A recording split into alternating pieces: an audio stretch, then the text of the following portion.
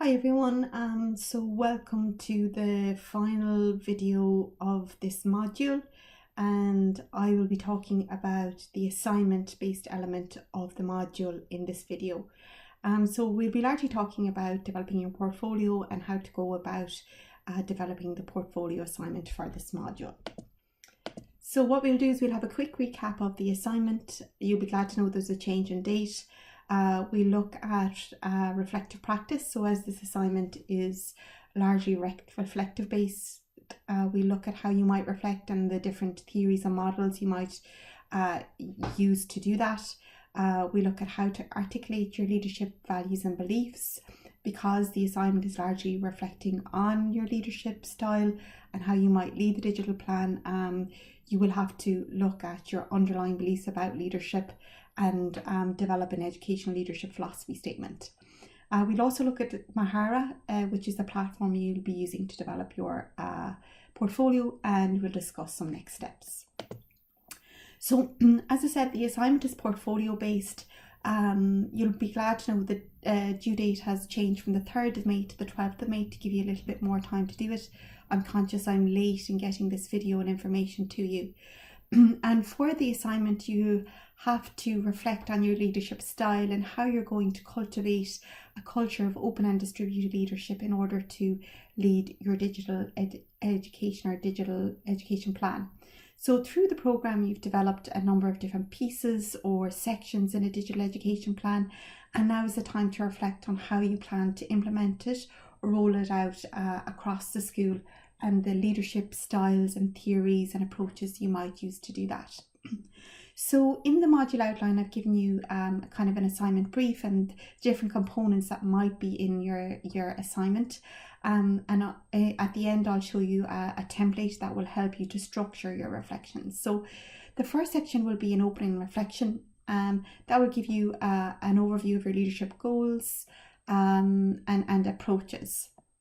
Then you'll give a clear statement of your education leadership philosophy statement, and this will detail your beliefs and values about leadership, the experiences and practices that inform these, the theories that you feel relate to your leadership philosophy statement, and how your values and beliefs align to these. You'll give an overview of your digital strategy for the school and the area of focus. So you would have done this throughout the year. So it's basically giving a quick summary of the digital strategy, what you plan to focus on, and how you plan to focus on it. Then you give an action plan of how you might address or implement this digital strategy. So you list the various kind of steps or milestones or goals or tasks associated with it.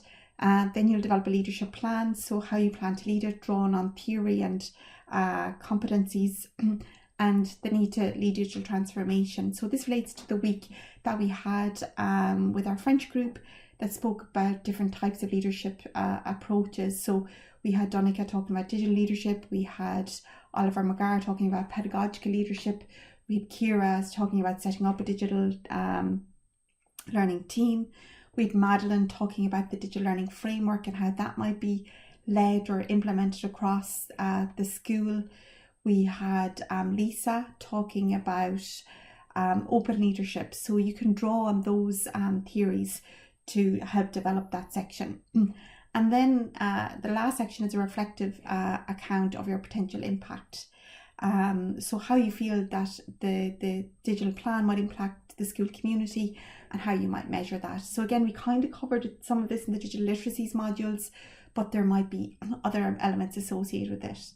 And I suppose the beauty of the portfolio is that you can choose how you want to express these different sections. So you can choose word, text, video, images, podcasts, and I'll show you some sample portfolios in a little while.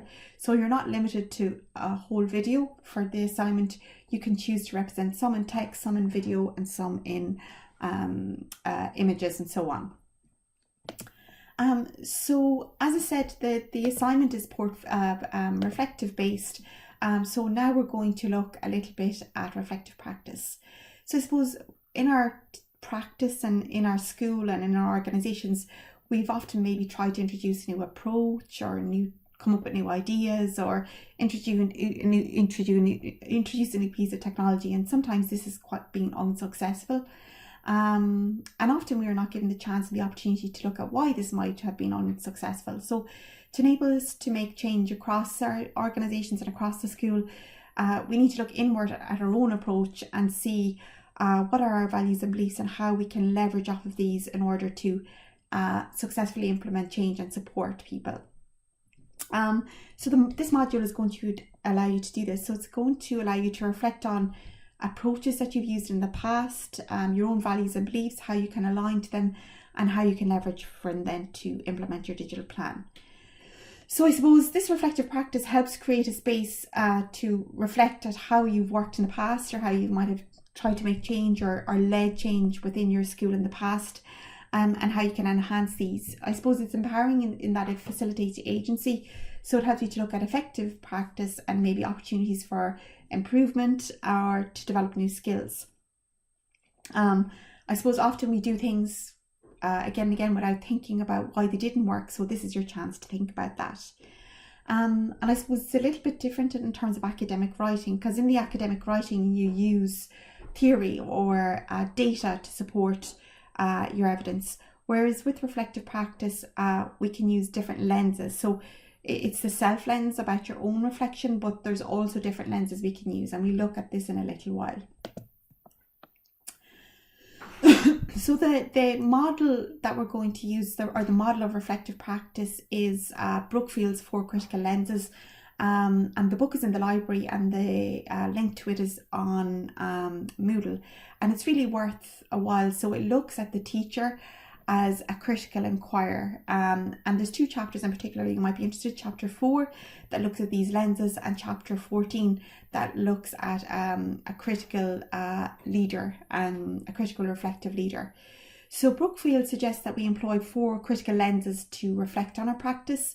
So often it's about stepping back and stepping out and looking at us and our practice and what worked and what didn't. So there's different kind of views or evidence we can use. So the first is our own views, and this is called the autobiographical lens. So this is looking at what I did it work, why didn't it work, how could I make it more effective, what way do I see myself as a leader, what practices have influenced those, and so on. The second lens then is that of our students. So how do our students see of us? What do they think of us as a leader? What do they think of how we teach? What do they think of the technology we use? Do they see it as effective? So it's looking at your practice through the lens of the student. The third lens is that of our fellow professionals. So what way do our peers see us? How effective as leaders do they see us? What do they perceive of us?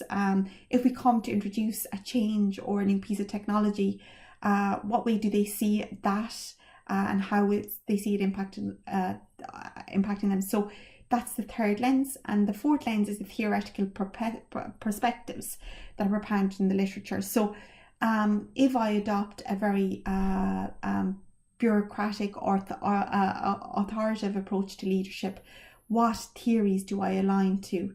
How does that influence how I lead?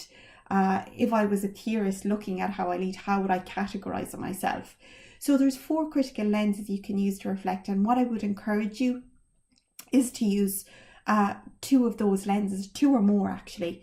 So you'll always in reflective practice have your own view, how you see yourself, but I'd recommend for the sections using one or more of those. So how your students see you, your fellow professionals, or the related to theory. And you don't have to use all of them all of the time. You don't have to use the same ones all of the time. You can use different lenses throughout. But what it does is it gives you different perspectives, and it creates a more objective reflection. And I suppose research is all about objectivity and being systematic. But by using those lenses, it allows you to look at your practice through different lenses and learn more and step outside the comfort. So I'd recommend you to engage in that book there, up on Moodle, particularly chapter 4 and 14. So as you reflect, you will be looking at yourself through these different lenses. So in the opening reflection, What are your goals? Why are these your goals? Why do you want to improve? How do the students see you? And so on.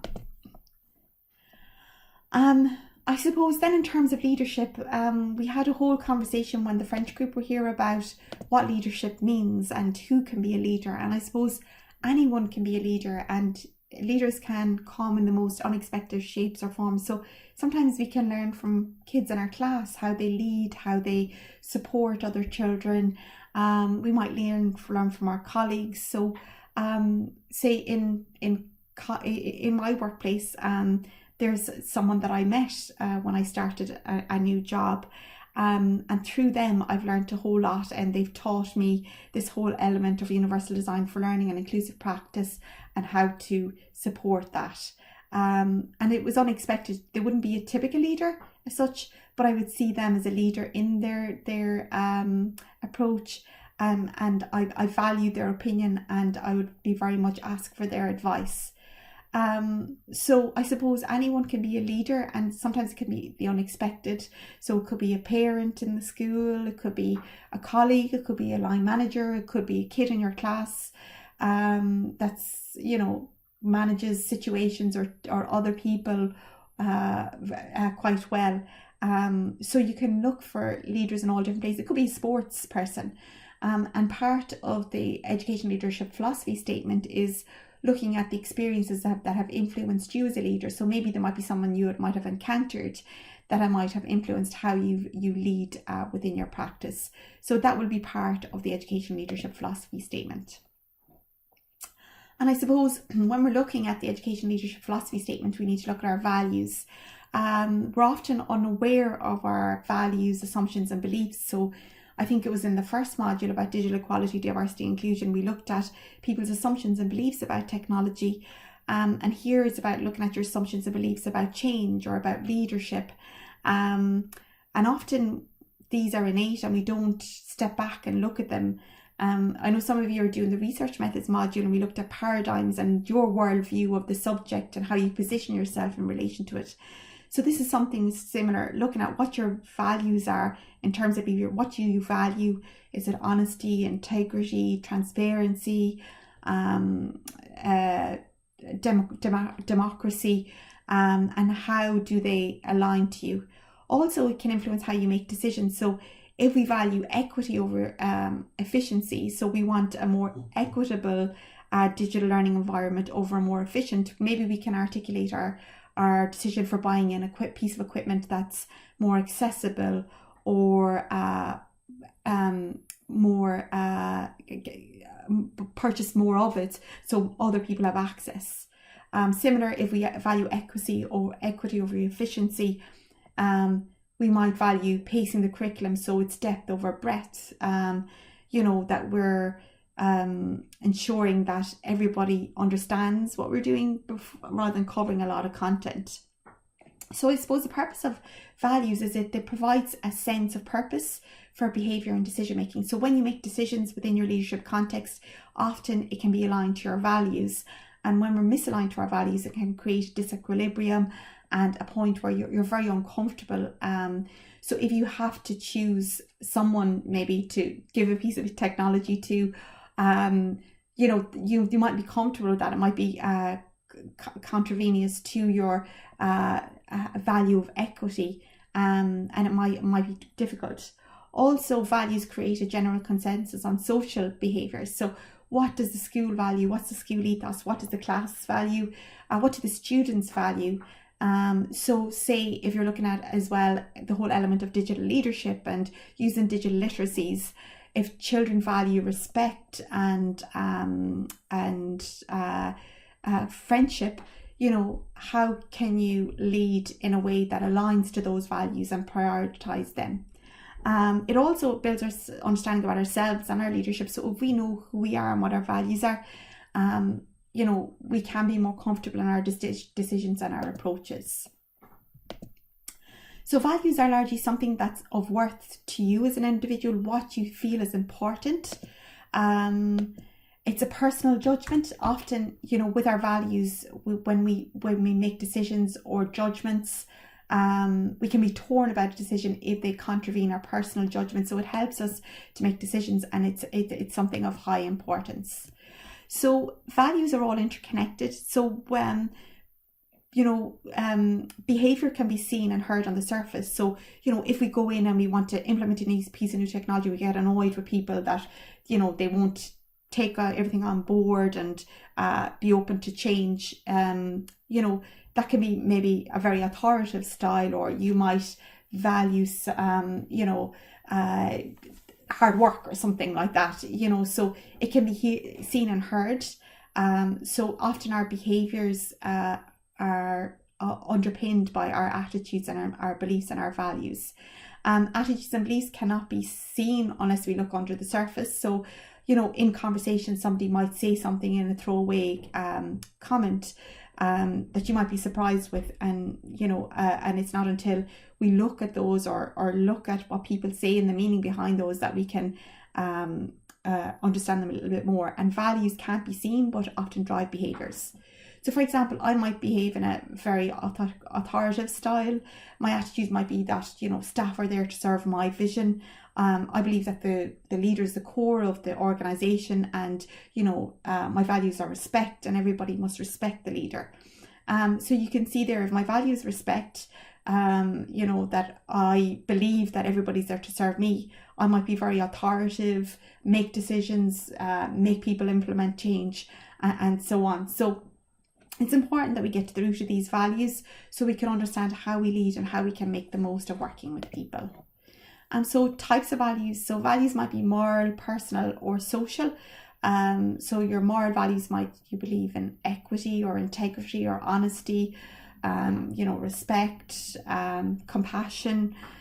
Personal might be freedom, passion, empowerment, agency, and social might be empathy or open or transparent or connected or something like that. So when you're creating your education leadership philosophy statement, I want you to think about your values and what they are as a leader and what has shaped or enforced them. So if you think your values are equity and integrity, what are the experiences and practices that has shaped those values and why? Give examples of how you might have applied them in practice, and kind of what theories or what we students, so what lenses you might use to demonstrate that. So, for example, students see me in this way, or colleagues see me in this way, or theoretically this aligns to maybe a distributed leadership style.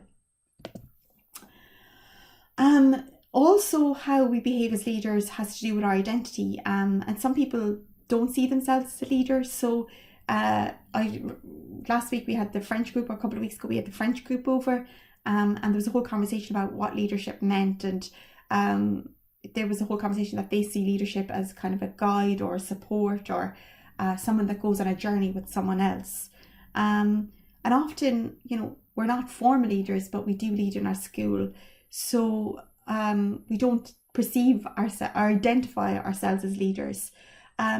Identity is really, really important in how we identify as leaders. And I suppose it's about the embodiment of culture, shared beliefs and values that signal belonging. So where do you belong? What part of community?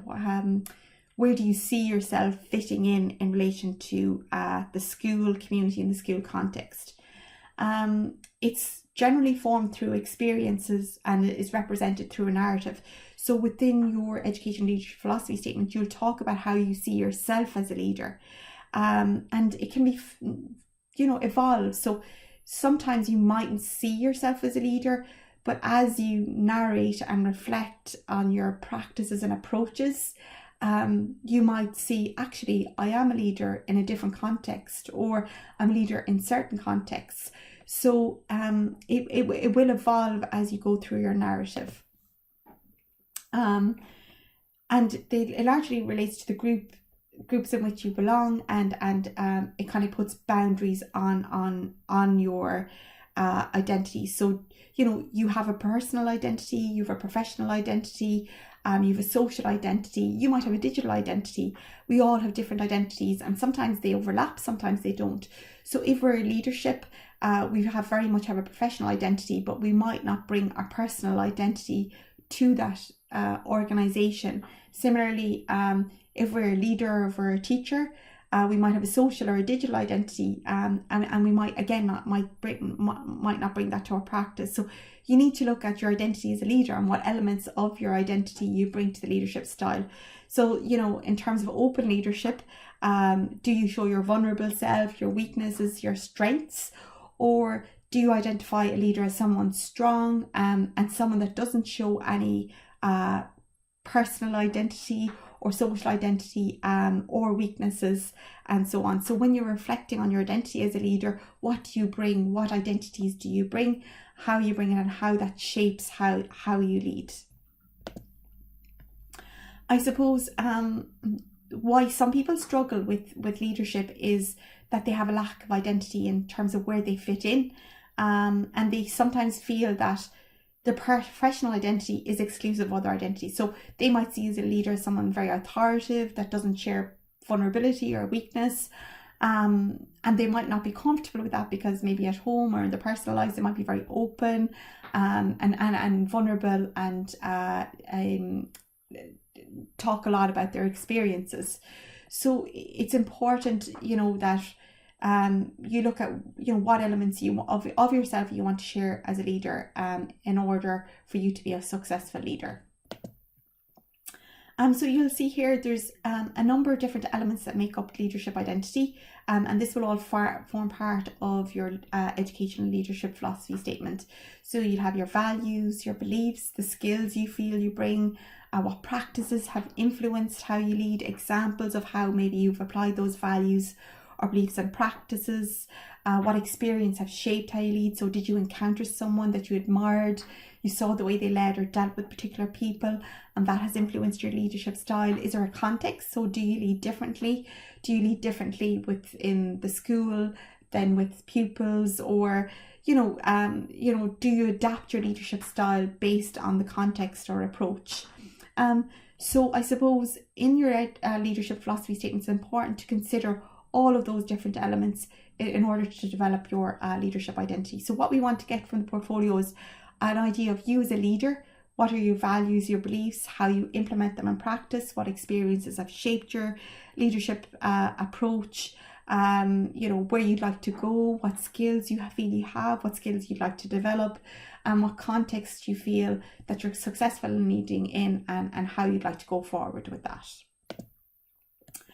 So a leadership philosophy statement is a set of beliefs, values and principles that influences how you interpret reality and guide your understanding of influencing humans. So it's our philosophy or our understanding or our interpretation of leadership that affects how we act to people. So a leadership philosophy statement, there's no right or wrong. It's your very personal thing. It's to do with how you aspire to be a leader. And what you see yourself as value and aligned to, and how you see yourself going forward. There's no right or wrong in this. What I would like from it is depth. So, not that I align to values, morality, equity, respect, because it is X, Y, and Z. I want to see examples.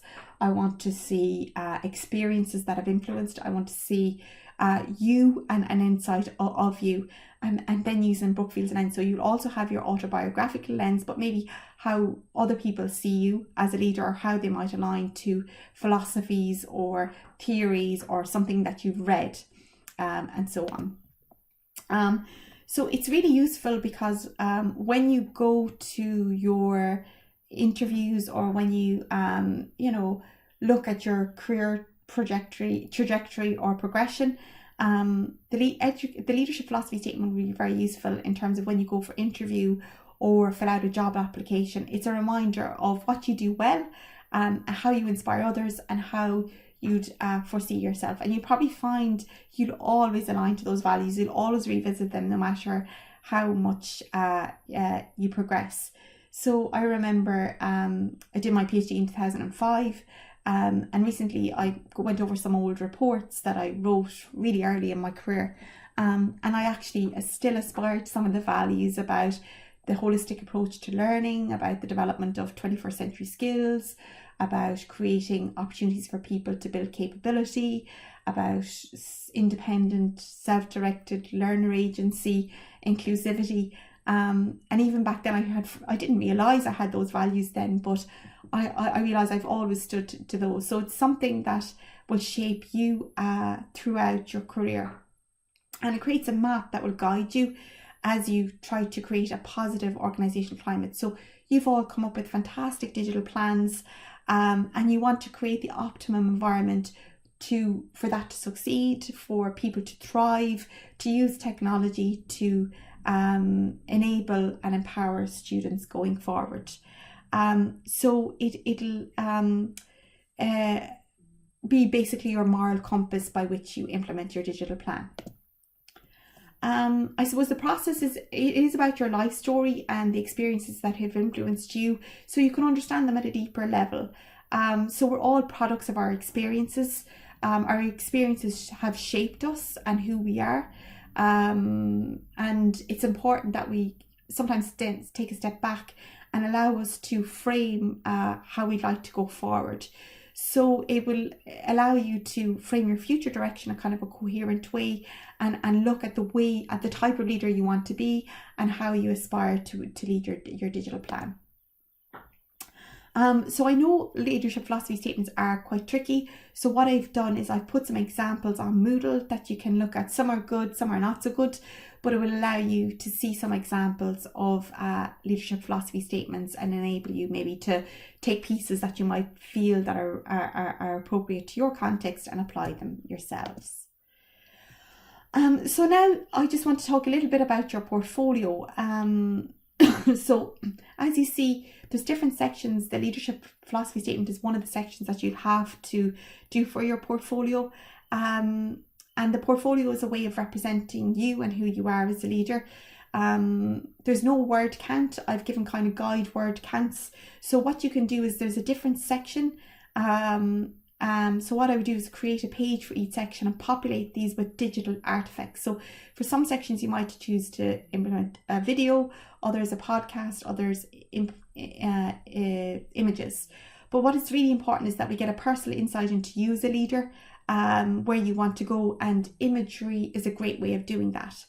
The way you'll construct the portfolio is through the Mahara platform. And Mahara is basically nearly like a web page.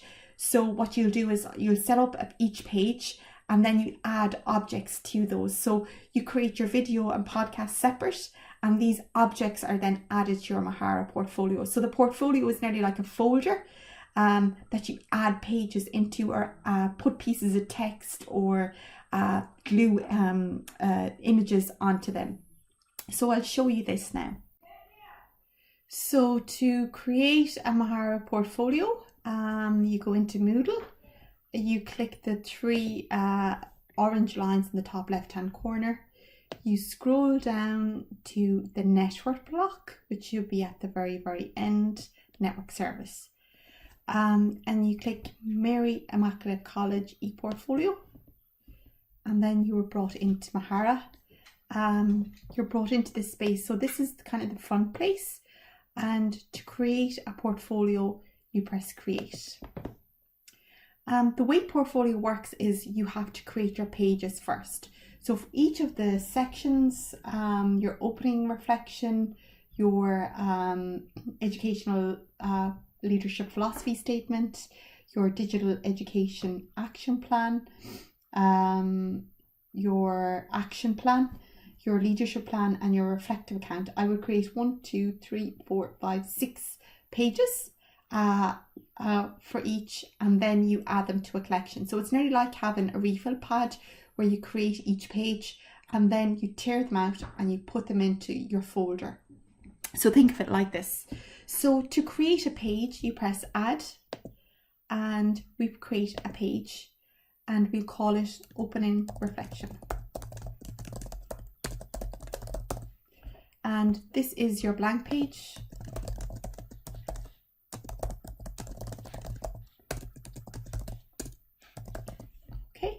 And you can type goals. There's a number of different features, advanced features that you can add instructions, you can add a URL and so on, but you don't need to add anything extra. Skins then is just to do with the design and stuff like that. So we'll just leave it as it is for the time being and just press save. So this is what your page is look like. So at the moment it's blank, and now we want to add blocks to the page. So we're going to add something to the top, and we press add, and we're going to add a piece of text, and the text is going to be this: my opening action, and we'll call the first block introduction. Okay, and then you scroll to the bottom and we press save, and you'll see it appears here.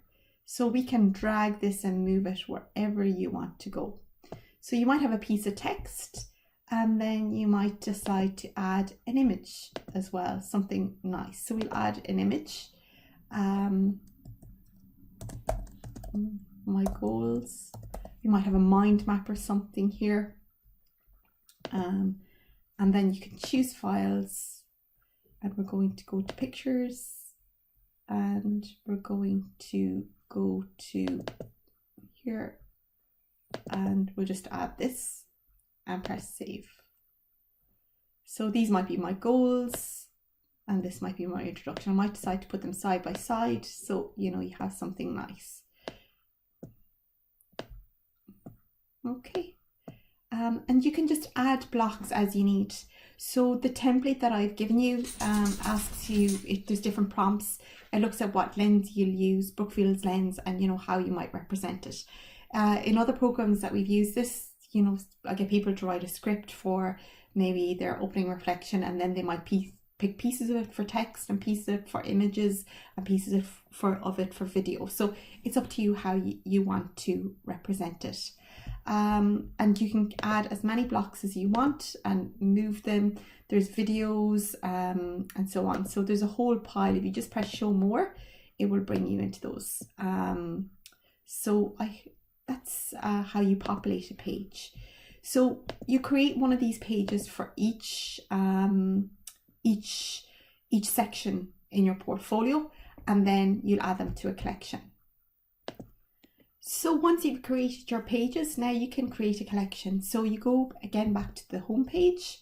So you can just click the MIC logo and then click create, and then add, and then we'll add a collection. We'll call the collection My Digital Leadership Portfolio. You can give it a description, search terms, and then next we add pages. So you see you can click the types of pages you want to add here.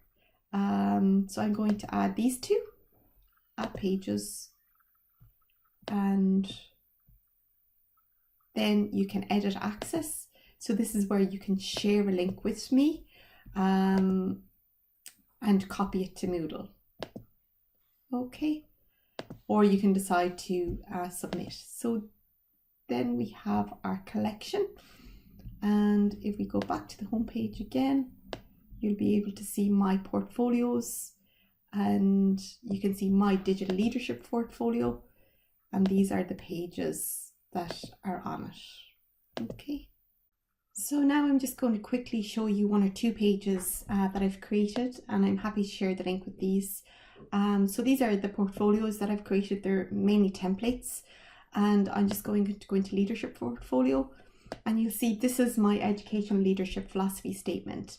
So I have a kind of an introduction, I have a picture of me, I have a diagram about my beliefs, I have a little audio recording that explains it, and I talk a little bit about my values as a leader. So you'll see from the template, you know, you can decide how to represent different parts of the education leadership philosophy statement. You know, I talk a little bit about failure as a key to leadership success. So you can see it's the different artifacts that you can use to populate it. Similar to as the action plan, I talk about who's affected by my problem and why. And then I talk a little bit about more. There's kind of an overview of my action plan in a video format. And I talk a little bit about the solutions to the problems through a table. So you can experiment with the technology and allow you to kind of choose these different use these different artifacts. So that's just a little example of my kind of portfolio and how I've used different artifacts to represent the portfolio and who I am. So the last thing I want to show you is the template that I've created. So the template will help you to reflect. It'll help you to look at how you might structure your portfolio and also the different lenses you'll use to reflect or evidence it. So you'll see up on Moodle there's kind of different prompts. So based on the sections, I have like different prompts. So for the opening reflection, look at the skills that you feel you bring to leadership, what you might need to develop, what challenges you might experience as a leader, and kind of goals that you might set for yourself through the implementation of the digital leadership plan.